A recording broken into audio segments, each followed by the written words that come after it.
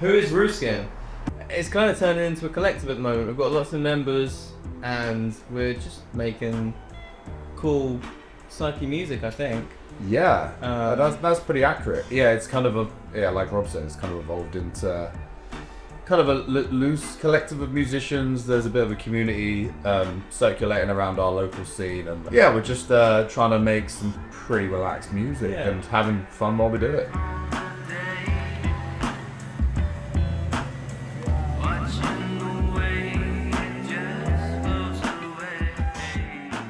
Pete's the producer of all the records, 99% of the records, I think. Yeah.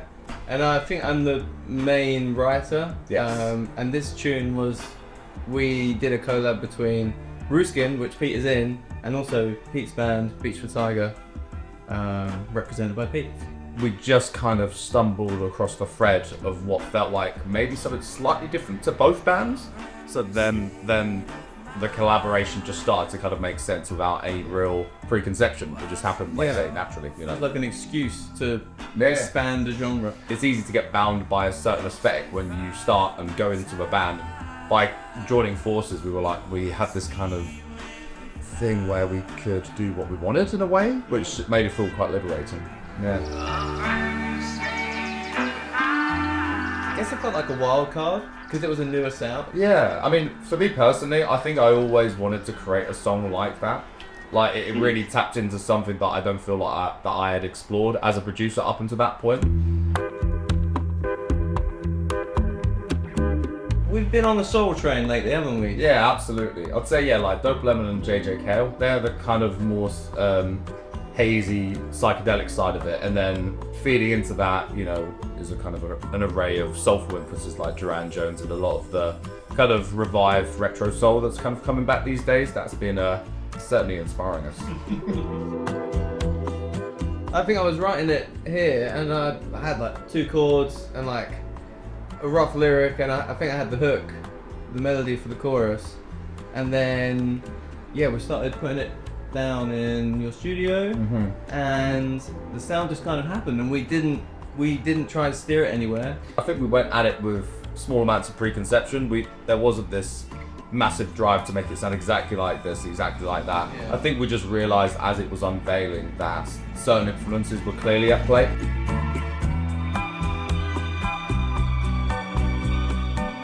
I didn't really have any sort of sound conception about it, like you said.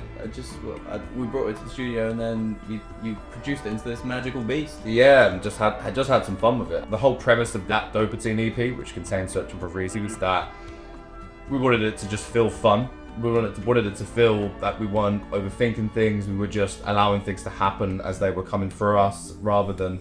I think it's really easy to fall into the kind of cycle of self-deprecation and going too in on yourself when you're working on a long-form project. We wanted to just make some songs that felt spontaneous and felt loose in a way. In the case of this EP, this Dopatine EP was very much like a bedroom produced thing. It was Rob had a song on an acoustic guitar, and we just spindled it into its final format, literally as a duo, essentially. It's different stuff we've done in the past, where we've gone into a more classic studio, recorded more of a band sound, whereas this had the kind of intimate, cozy sound of basically having one keyboard, a guitar, and a pedal board, and seeing what you can make out of that. Yeah, much less pressure, because it's like, okay, what are we going to get done today?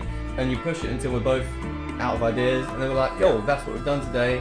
It's really natural, it's really honest. When you're up against a strict timeline and a budget and a proper studio, obviously it has its benefits having a bit of a pressure sometimes, but I think it can be a little bit constricting if you need to get everything done by a certain time, whereas in this process, with the more bedroom sort of centered thing, you can just really go at certain ideas and allow yourself to experiment and allow yourself to try things that you may have not tried before. Whereas the idea of fiddling with a synth patch for 2 hours when you've got 8 hours in the studio doesn't seem too wise, so you're very conscious of how you're using your time. But taking the time thing out of the equation, I think gives birth to much better art.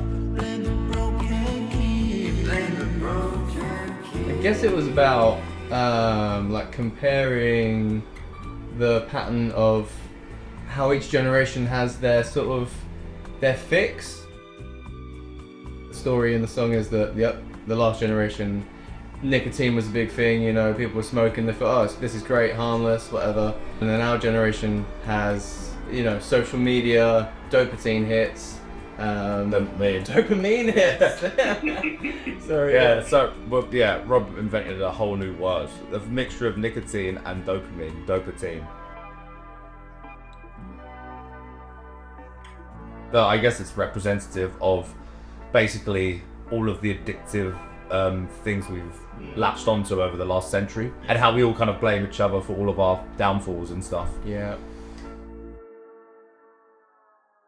I think from like a songwriting lyrical side, it was the first song where I've really done something folky and current, and I don't want to say poignant and blow my own trumpet, but that, you know. But it's quite political. That's what I mean. Yeah. Political is another word. Yeah. So I was nervous about like taking a stance sort of thing, even though it's not really saying anything. No. I'll back you up here, man. Like, because I think both of us as songwriters up to this point, I've just basically written love songs up to this point. Teenage heartbreak and stuff. Yeah. So I think, you know, for Rob as the songwriter, I really enjoyed seeing him tapping into a wider issue in society, and I thought that gave such poignancy to the production. There weren't many phases to this creation process. It was just what was made was the final thing.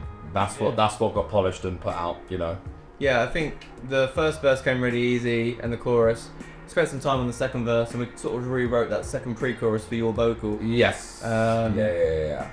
So yeah, it was one of those ones that came quickly and just made sense, I think, for the most part. Yeah, well, because I think the topic that Rob spoke about, obviously the social media addictions and the dopamine hits and the nicotine addiction of the boomer generation, it's something that, you know, it's such a common conversation when one is indulging in beers and whatnot, to talk about generational blame and talk about all of the, you know, all of the kind of friction in society and stuff. So I think it was a conversation that was circulating between us for quite a while. Yeah. So I think Rob putting that into song format, I could imagine would have come quite fluently, because it's something we all talk about with our peers and stuff, you know. So yeah, I guess it's matured, like Pete said, through our lives and through our recent lives as a topic, and then it eventually matured and just came out as a song. It probably was the quickest from writing it to releasing it. It was probably the fastest through the shoot in a long time.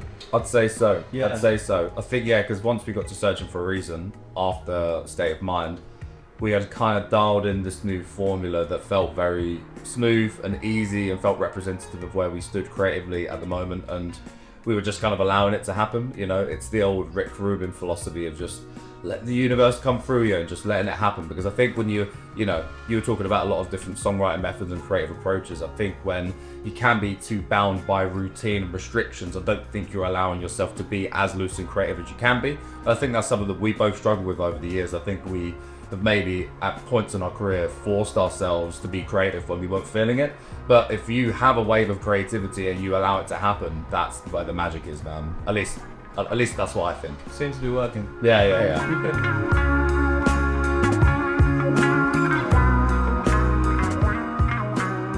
I personally think that you need to be willing to make mistakes in public. In order to develop as an artist, you need to realize what your mistakes look like in the real world. If you are waiting for the perfect track before you launch yourself, you will never actually make the perfect track. I think you'll come to realize that, because then when you're 30 releases in, you're still chasing perfection. Like, art is never going to be perfect. You have to actually embrace a level of imperfectionism within your own art, you know, in order to actually start a journey as an artist.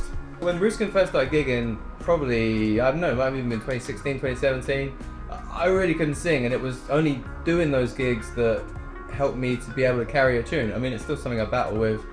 You always beat yourself up and you want to be a better singer, but I would be so far behind where I am now if I hadn't just jumped in and sung some bad notes on the microphone. That perfectly describes being willing to be vulnerable, and you know, you have to want to make mistakes in front of people and expose yourself, because that's one of the most